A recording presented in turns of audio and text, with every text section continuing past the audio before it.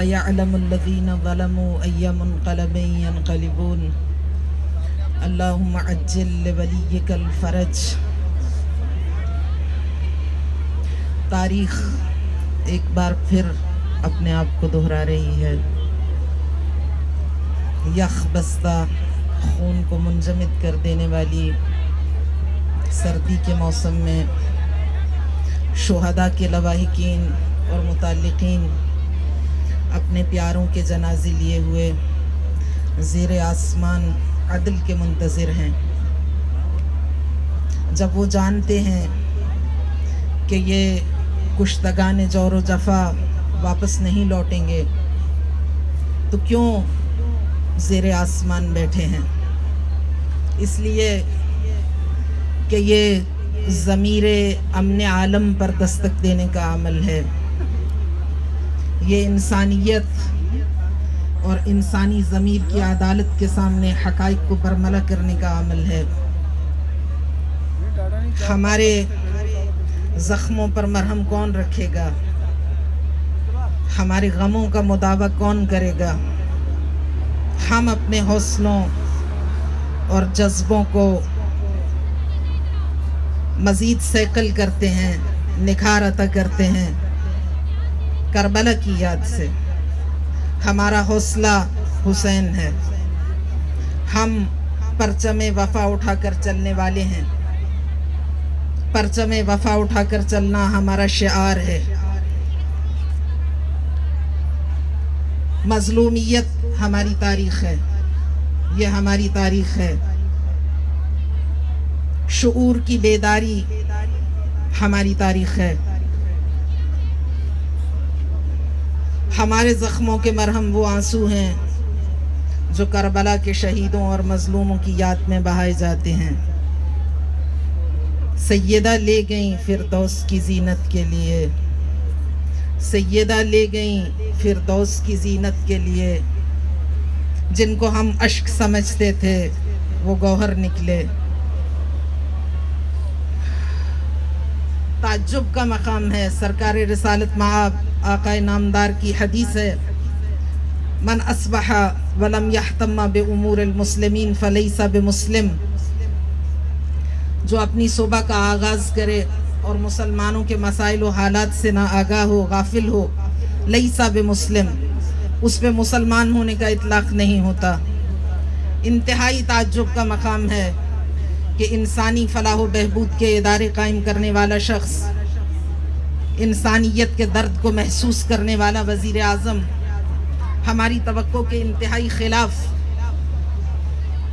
ان مظلوموں سے اظہار یکجہتی کرنے اور ان کے زخموں پہ مرہم رکھنے سے کیوں اغماض برت رہا ہے؟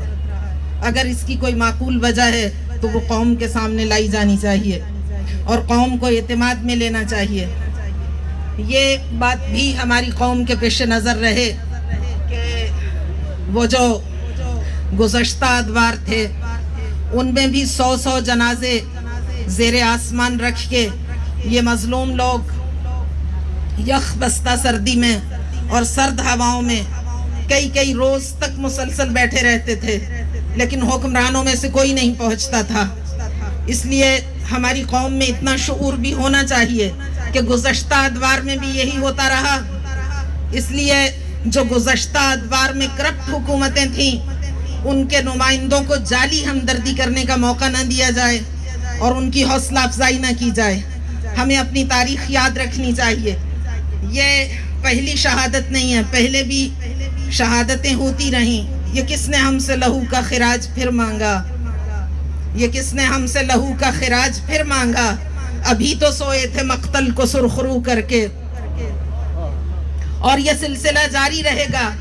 ہمارے بعد بھی رونق رہے گی مقتل میں، ہمارے بعد بھی رونق رہے گی مقتل میں۔ ہم اہل دل کو بڑے حوصلے میں چھوڑ آئے ہیں۔ یہ بات یاد رہے کہ یہ سلسلہ فرزندان مکتب تشیع کی شہادت کا زمانہ قدیم سے جاری ہے اور آئندہ بھی جاری رہے گا۔ تو آپ کو یہ معلوم ہو کہ ان لٹیروں کی حوصلہ افزائی ہمیں نہیں کرنا جو جعلی ہمدردی کرنے کے لیے ہمارے دھرنوں میں آتے ہیں، جو جب حکمران ہوتا ہے وہ اسی تاریخ کو دہراتا ہے. سو بڑے افسوس کا مقام ہے کہ ابھی تک وہ جنازے زیر آسمان رکھے ہوئے ہیں اور کوئی ہمدردی کے لیے پہنچا نہیں ہے. تو خداوند متعال ان کے لواحقین کو صبر کی توفیق دے، اور اب ہماری کمیونٹی کو، ہماری قوم کو خود آگے بڑھ کے ان کے زخموں پہ مرہم رکھنے کا اہتمام کرنا ہے. اور یزیدان وقت سن لیں، یہ دشمنی کس سے ہے؟ یہ دشمنی ہم سے نہیں، یہ کربلا سے ہے. اور اگر ان کی یہ دشمنی کربلا سے ہے تو ہمارا حوصلہ بھی کربلا سے ہے، اور یہ حوصلہ کبھی پست نہ ہوگا. مظلوم کی صف اعضا بچھتی رہے گی، اور اہل بیت اطہار کی عظمت کے مینار بلند ہوتے رہیں گے. وحی الہی کے تذکروں اور اہل بیت کی عظمت کو کوئی تاریخ کے صفحات سے محو نہیں کر سکتا. یا یزید کد کیدک وسع سعیک لا تمحو وحینا.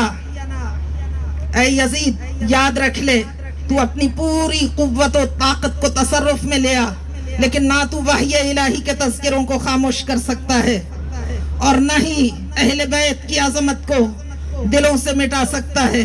یہ وہ کلمات ہیں جو سیدہ زینب کی زبان وحی ترجمان سے ظالم اور جابر بادشاہ کے دربار میں پوری جلالت کے ساتھ جب اس نے کہا لعبت بنو ہاشم بالملک فلا ملک جاء ولا وحی نزل، جب سبط پیغمبر کا کٹا ہوا سر تشت میں رکھا تھا اور وہ چھڑی مارتا تھا اور کہتا تھا لعبت بنو ہاشم بالملک فلا ملک جاء ولا وحی نزل، بنی ہاشم نے حکومت حاصل کرنے کے لیے ڈھونگ رچایا تھا، نہ کوئی وحی آئی نہ کوئی فرشتہ آیا.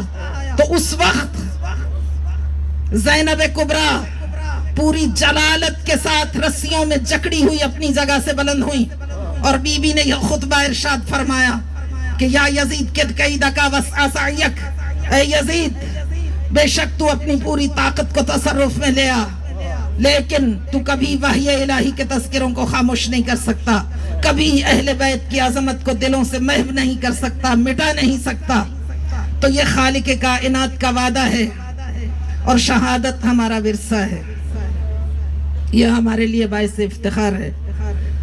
شہیدوں کا خون ہمارے جذبوں کو مزید جوان کرتا ہے اور ہمارے حوصلوں کو مزید اٹھان دیتا ہے.